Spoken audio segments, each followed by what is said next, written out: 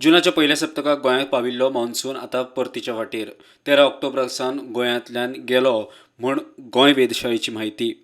जून ते सप्टेंबर मजगतीं अंदू खंय 104% म्हळ्यार 123 इंच पावसाची नोंद जाल्या. पोरू परस उणो पोरू 173 इंच पावसाची नोंद जाल्ली. मानसून का विड्रॉल जो हमने कल जो गोवा के रीजन के ऊपर हमने बताया था कि मानसून का विड्रॉल हो गया है. So it is normal date of the withdrawal.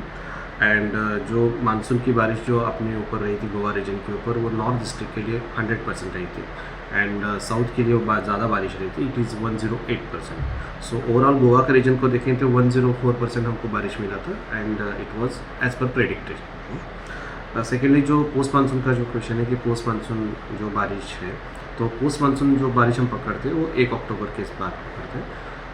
Generally it is associated always thunder storms and localise with जगह पे ज़्यादा बारिश होना.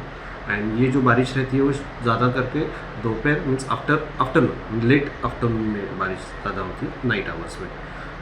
सो इट इज़ एक्सपेक्टेड कि जो बारिश है जो हो सकती है, तो एज पर फोरकास्टेड हम उसको अपडेट करते हैं. सो हर बार दिवाली के टाइम पे थोड़ा टेंशन रहती है बारिश की. सो इस बार थोड़ी टेंशन रहेगी या कैसे क्या होगा बारिश की प्रेडिक्शन? हाँ, so I think over festival period जो रहेगा बारिश, सो एक्सपेक्टेड कि लाइट टू मॉडरेट रेनफॉल अभी एक्सपेक्टेड है. सो वील कीप अपडेटेड कि कैसे वेदर रहेगा. सो एज ऑन तो अभी थोड़ा just it is ahead of the 8 to 9 days. So it is ahead of the forecasting period.